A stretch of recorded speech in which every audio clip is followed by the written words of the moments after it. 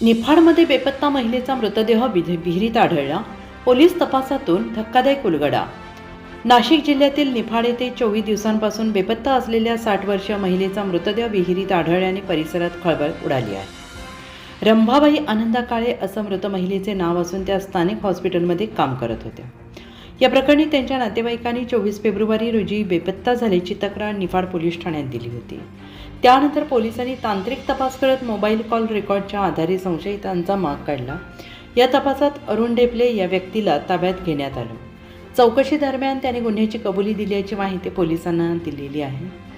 प्राथमिक माहितीनुसार ओळखीतून निर्माण झालेल्या वादातून हा प्रकार घडल्याचा संशय व्यक्त केला जातो आहे.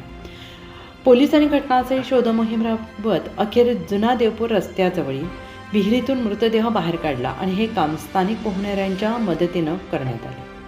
दरम्यान संशयिताने स्वतःला इजा करण्याचा प्रयत्न केल्याची माहिती असून त्याच्यावर सध्या रुग्णालयात उपचार सुरू आहे.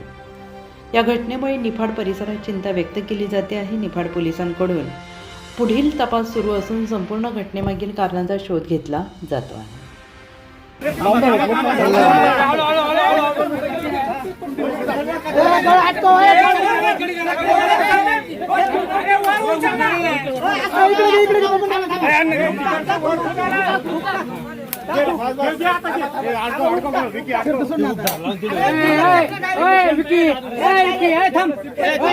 विकी